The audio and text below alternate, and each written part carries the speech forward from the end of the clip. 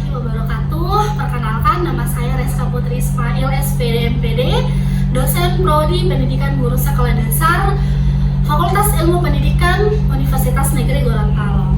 Pada kesempatan ini saya ingin menjelaskan salah satu mata kuliah yang saya ampuh, yaitu mata kuliah Pendidikan Kewarganegaraan yang merupakan mata kuliah wajib di seluruh universitas di Indonesia.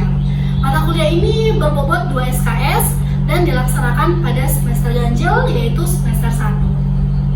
Capaian pembelajaran pada mata kuliah Pendidikan Kewarganegaraan ini yaitu mahasiswa mampu memahami dan menjelaskan konsep pendidikan kewarganegaraan serta perannya dalam membentuk karakter warga negara yang bertanggung jawab dan berwawasan kebangsaan. Yang kedua, mahasiswa mampu mengidentifikasi dan menganalisis pentingnya identitas nasional dalam menjaga integrasi nasional serta peran konstitusi dalam menjamin hak dan kewajiban warga negara. Yang ketiga, mahasiswa mampu mengevaluasi pelaksanaan hak dan kewajiban warga negara dalam dinamika demokrasi di Indonesia. Serta yang terakhir, mahasiswa mampu menerapkan konsep wawasan Nusantara dan ketahanan nasional dalam konteks pertahanan dan keamanan bangsa serta menjaga kedaulatan negara. Metode yang digunakan dalam perkuliahan atau dalam proses perkuliahan dalam pembelajaran mata kuliah Pendidikan Kewarganegaraan yaitu ceramah, metode diskusi, tanya jawab, studi kasus, dan yang terakhir adalah game edukasi. Semua rangkaian pembelajaran disajikan dalam bentuk delivery, di mana interaksi dan asesmen. Delivery bermaksud yaitu adanya penyampaian materi dari dosen ke mahasiswa. Kemudian interaksi bermaksud adanya komunikasi atau interaksi timbal balik antara dosen ke mahasiswa dan mahasiswa ke mahasiswa lainnya. Asesmen atau evaluasi digunakan dalam proses perkuliahan untuk aspek pengetahuan, biasanya digunakan untuk atau menggunakan bantuan teknologi berupa game, quizzes, Kahoot atau word wall. Untuk asesmen secara keseluruhan, indikator penilaiannya yaitu yang pertama kehadiran, yakni presentasinya 10%, kemudian penilaian sikap, yaitu presentasinya 20%, kemudian tugas per kelompok atau individu, presentasinya 35%, kemudian ujian tengah semester atau UTS, presentasinya 25%, dan yang terakhir ujian akhir semester atau UAS dengan presentasi 35%. Sehingga keseluruhan akumulasi dari penilaian yaitu berjumlah 100%. Tugas yang akan diberikan dalam proses perkuliahan kewarganegaraan adalah tugas berupa makalah, kemudian studi kasus, dan pembuatan proyek kewarganegaraan. Selanjutnya, saya akan mendeskripsikan tentang mata kuliah kewarganegaraan. Nah, mata kuliah kewarganegaraan ini membahas tentang kewarganegaraan, identitas nasional, integrasi nasional, hak dan kewajiban, serta hukum dan pemerintahan, wawasan Nusantara, dan yang terakhir adalah ketahanan nasional. Berikut saya akan tampilkan video proses pembelajaran pada mata kuliah Pendidikan Kewarganegaraan dengan materi identitas nasional. Selamat menyaksikan. Assalamualaikum warahmatullahi wabarakatuh. Waalaikumsalam warahmatullahi wabarakatuh. Oke, alhamdulillah kita masih bisa dipertemukan pada hari ini dengan mata kuliah Pendidikan Kewarganegaraan. Kalian sehat? Alhamdulillah. Alhamdulillah. Oke, sebelum kita memulai perkuliahan pada pagi hari ini, baiknya kita berdoa terlebih dahulu dengan ketua kelas. Oke, silakan Romal memimpin doa. Baik teman-teman, sebelum kita mulai pelajaran, marilah kita berdoa bersama-sama.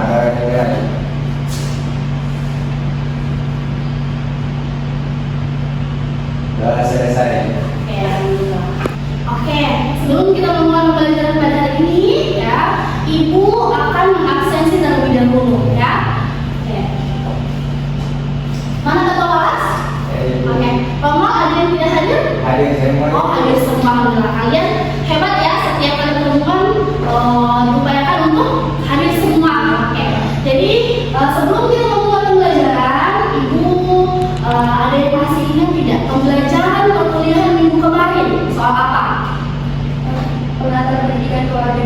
Oke, mengantar pendidikan kewarganegaraan. Kira-kira minggu kemarin kita belajar mengenai pengantar pendidikan kewarganegaraan.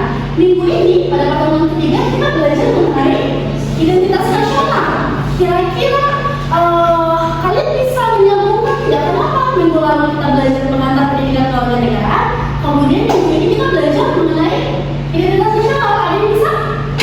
Nah, jadi pendidikan kewarganegaraan itu adalah wahana untuk pembentukan identitas nasional, karena di dalam pendidikan kewarganegaraan itu kita bisa mengamalkan nilai-nilai identitas nasional, mulai dari bahasa, kesatuan, bangsa, dan lain sebagainya, Ibu.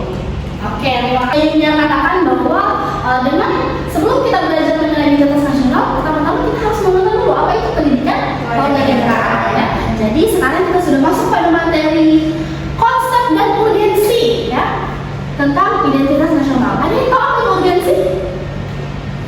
Urgensi berarti Kepentingan atau kepentingan, berarti penting gitu ya, penting kita untuk mengenal apa itu identitas nasional. Oke, jadi identitas nasional ini merupakan sesuatu yang harus kita kenal, merujuk pada identitas nasional atau ciri khas dan nilai bersama yang dianut oleh sekelompok orang dalam sebuah bangsa. Sekelompok orang itu berarti siapa? Kami semua, kita semua sebagai masyarakat. Oke, jadi itu adalah pengertian mengenai identitas nasional. Nah, kalau misalkan dari kalian sendiri, apa kira-kira yang kalian pikirkan mengenai identitas? Kalau misalkan saya mengatakan identitas, jati diri, apa lagi? Cara mengenal, sekarang ciri khas gitu ya. Jadi kalau misalkan kita ada di kelas ini gitu ya, 20 orang di kelas ini, pasti masing-masing punya ciri khas tersendiri. Tidak mungkin semuanya sama, tidak mungkin semuanya sama. Roman sama dengan Yuni ya, atau misalkan Yuni sama dengan Sulas dan lain sebagainya gitu ya. Pasti ada sesuatu yang membedakan, entah dari cara berpakaian atau cara pakai jilbab. Harusnya kalau saya harusnya ke kanan, Yuni harusnya ke kiri gitu ya. Jadi itu memang beda.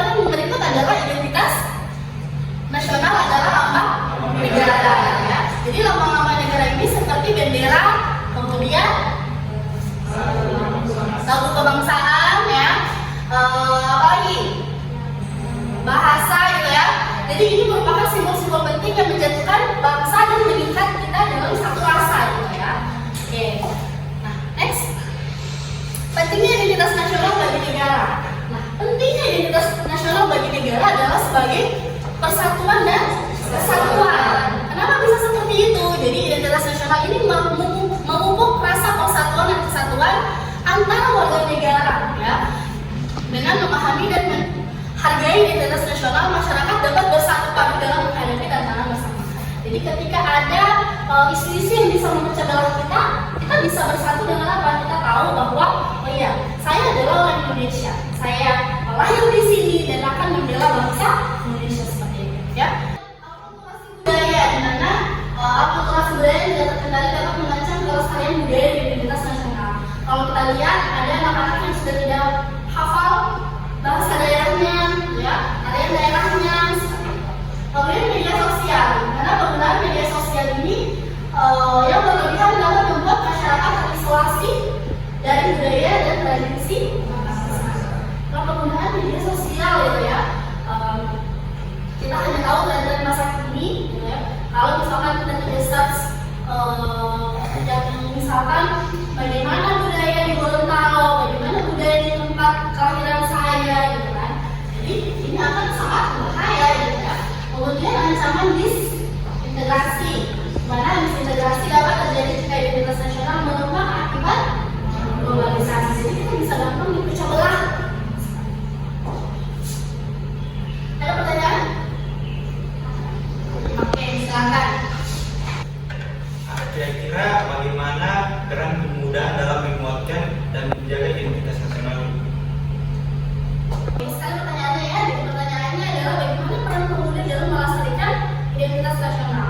Nah, ini akan kita bahas, yaitu bagaimana kita sebagai anak muda ya bisa melestarikan identitas nasional itu dengan cara yang tadi, sosial media. Gitu ya. Kita anak muda berarti masih bertenaga, gitu ya. Kalau dibandingkan dengan yang lain, kita masih kuat, gitu ya, kita fleksibilitas, gitu. Nah, kemudian bagaimana sosial media bisa membantu kita sebagai anak muda bisa melestarikan identitas nasional lewat apa? Sharing.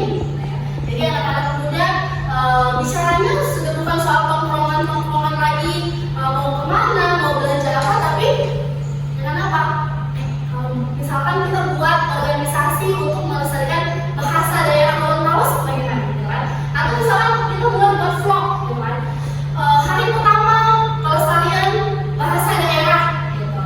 Jadi lebih enak, gitu kan? Nah, kita sebagai anak muda yang pemikirannya masih fresh, kemudian masih kuat, gitu. Ini kita bisa menjaga apa? Kelestarian identitas. Bagaimana menjawabnya? Oke, terima kasih. Oke, sekarang kita lanjutkan yaitu peran masyarakat dalam memperkuat identitas nasional. Ini masih ada hubungannya dengan pertanyaan yang tadi, bagaimana anak muda bisa melestarikan identitas nasional. Jadi masyarakat di sini pasti terhitung kita, ya. Yaitu partisipasi aktif dan menghormati keberagaman. Partisipasi aktif berarti kita berkontribusi melalui partisipasi dalam kegiatan ya untuk melestarikan budaya. Misalkan 17-an, ini sudah mulai dekat Agustus ya. Kita biasanya yang menjadi panitia itu adalah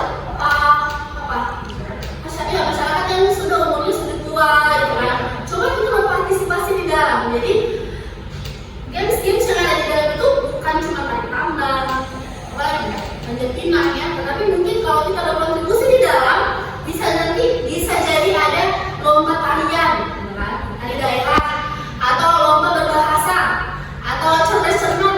Jadi kita bisa ikut ambil di dalamnya, berpartisipasi aktif. Kemudian menghormati keberagaman. Kita sebagai influencer, kita berperan sebagai influencer. Berarti kalau misalkan kita ini sudah dikenal oleh banyak orang ya, atau berteman dengan banyak orang, bagaimana kita bisa menghormati keragaman, gitu kan? Saya berteman dengan orang yang berbeda suku dengan saya. Bagaimana cara saya menghormati dan tidak mengolok-olok, misalkan rasanya, ya kan? Cara berpakaiannya, pakaian adatnya seperti itu. Ya? Nah, ini juga upaya melestarikan nilai-nilai luhur masih ada kaitannya dengan diri, yaitu pelestarian tradisi, pendidikan dan kesadaran, pengembangan dan promosi, serta pemanfaatan teknologi. Sampai situ ada yang mau bertanya? Oke, silakan. Jadi pertanyaan saya, bagaimana pendidikan di sekolah untuk membentuk identitas nasional? Jadi pertanyaannya adalah bagaimana peran pendidikan? Nah, peran pendidikan ini adalah seperti sekarang ini yang sedang kita lakukan, yaitu pengajaran. Bagaimana saya melakukan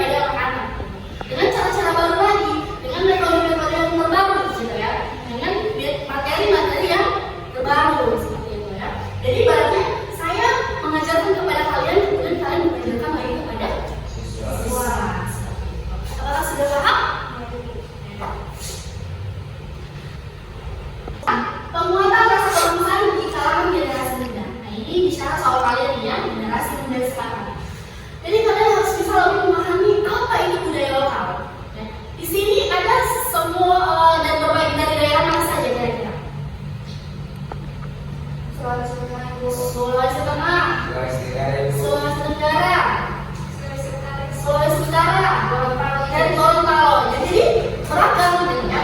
Nah, bagaimana kita bisa memahami budaya lokal kita sendiri, kemudian dengan relasi yang kita punya, kita bertukar informasi ya mengenai kira-kira di di budaya saya ini seperti ini, supaya orang lain juga bisa mengetahui gitu ya. Kemudian menanamkan semangat nasionalisme dan pendidikan kewarganegaraan, yaitu pengajaran seperti yang sekarang ini.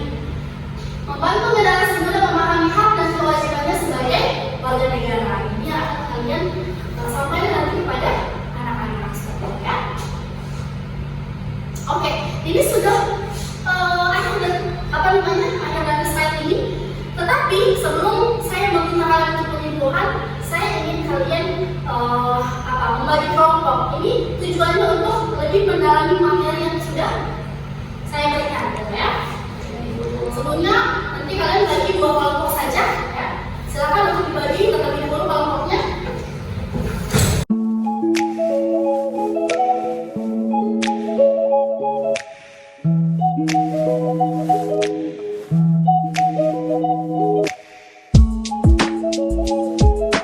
Karena sudah ada kelompok, saya akan membagikan tema besar, ya. Tema besar untuk kalian, yakni bagaimana penguatan identitas nasional di era globalisasi. Kalian silakan mencari kira-kira apa yang ingin kalian informasikan kepada lawan kelompok kalian, ya. Seperti itu. Silakan saya kasih waktu 5 menit untuk berdiskusi.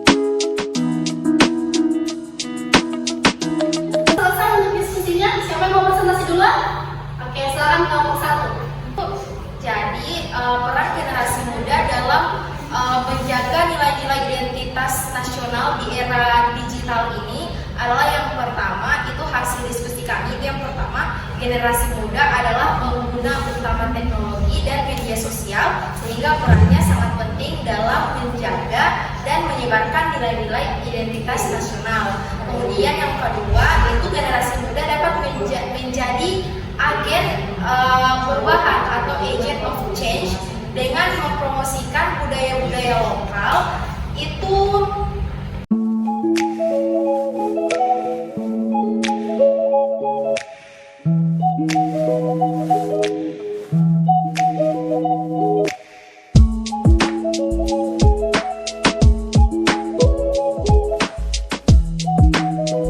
lain-lain. Seperti itu Ibu dari kelompok kami.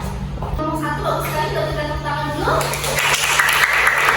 Sekarang untuk kelompok 2, silakan presentasikan materi yang sudah kalian rangkum atau sudah kalian dapat. Untuk dari kelompok 2 itu tema besar kami dan hasil kami tentang Pancasila sebagai ideologi pemersatu dalam keberagaman bangsa. Nah, di mana berdasarkan hasil diskusi kami bahwa Pancasila itu mengandung nilai-nilai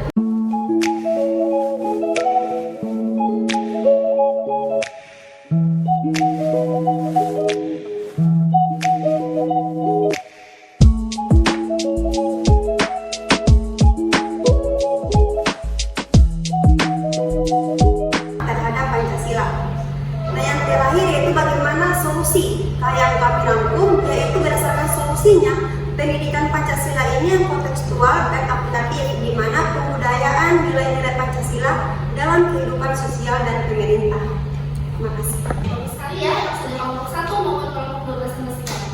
Nah, berarti saya sudah tahu berarti kalian sudah cukup memahami materi yang kita sudah pelajari hari ini. Tetapi ya, seperti teman-teman